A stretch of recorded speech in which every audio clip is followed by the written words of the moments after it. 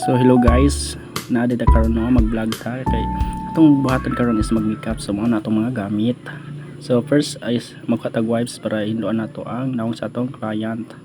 So after na to pag kuano hindo sa nawong si magamit tag pink flash which is foundation. Then after is ibutang na to siya guys. Inaw ra pagbutang sa nawong sa atong client. So after ana ang pagbutang na to is ato na siyang i-blend. Yan na siya pag-blend guys.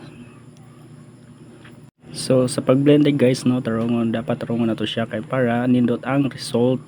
So yan na lang as you can see in our video. So next atong gamiton is concealer from Lamela.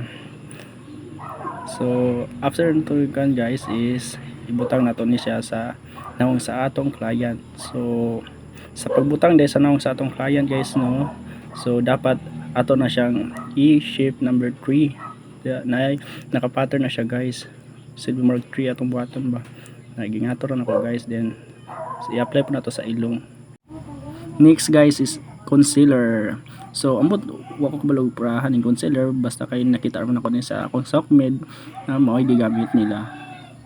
Then yan na dahil pagbutang siya guys, ito lang siyang silver butang, ipatak lang. Then concentrate kayo siya guys. So ato din i-blend karon guys no ang contour ang concealer. So sa pag-blend guys dapat careful ta, ato lang hinay-hinayon kay aron dili makampat. So as you can see in our video no, ginahinar gid ako na. Then after ana sa pagkuan is kanang ano, basta mao na siya. So hinay na siya pagkakuan guys no, pagka-blend. So kaso lang amo na nagi 1.5 ang speed kay aron mapaspas. So magamit dito karon guys no, karaan nga lipstick, karaan pa sa mong lula. So nga na pag-apply guys no, butang ra to siya sa imong babaw sa imong mata. Ambot sakto ba ka na pagkabutang guys. Tanawa lang nga na ra guys. So kani guys magamit tag eyeshadow nga gilak-gilak, ibutang na to sa kilis yung mata para daw unique. So duha tong gigamit ani guys. Then after is nagamit tag eyeliner.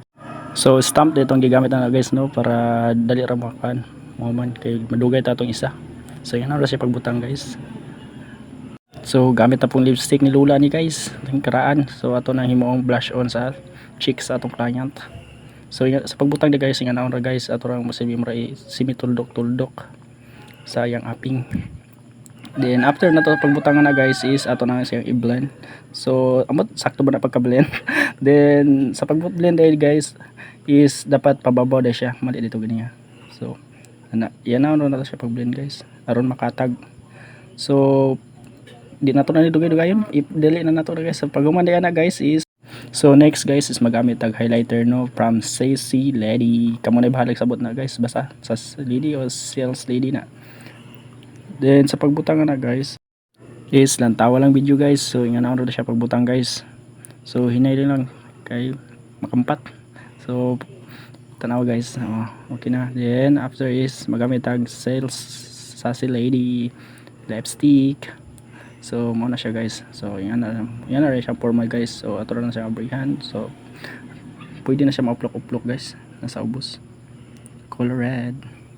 So loy kay tagnaw guys no, tanaw mo ta katulgo na. So di na to ka na kay negosyo ni. So next guys is magamit tag mascara from O2.